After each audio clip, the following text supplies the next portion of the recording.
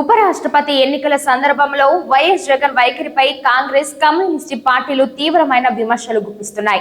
ఇప్పటికే PCC chief YS Sharmila అక్రమ పొత్తు అంటూ జగన్ ను తప్పుపట్టగా సిపిఐ రాష్ట్ర కార్యదర్శి రామకృష్ణ కూడా కఠిన వ్యాఖ్యలు చేశారు. జగన్ బీజేపీకి దాసుడుగా వ్యవహరిస్తున్నారని ఆయన ఎద్దేవా చేశారు. కేంద్రంలో బీజేపీ తెచ్చిన ప్రతి బిల్లుకు వైసీపీ మద్దతు ఇస్తుందని, కేసుల కారణంగానే ఈ విధంగా దాసోహం అంటున్నారేమోనన్న అనుమానం వ్యక్తం చేశారు.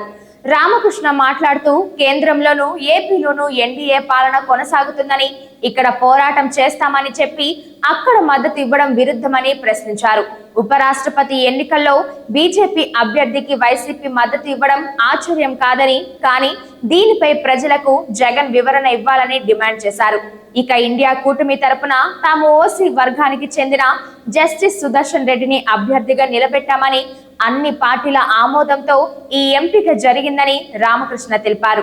బీజేపీ విధానాలను వ్యతిరేకించే శక్తులన్నీ తమ అభ్యర్థికి మద్దతు ఇస్తాయని ఆయన నమ్మకం వ్యక్తం చేశారు.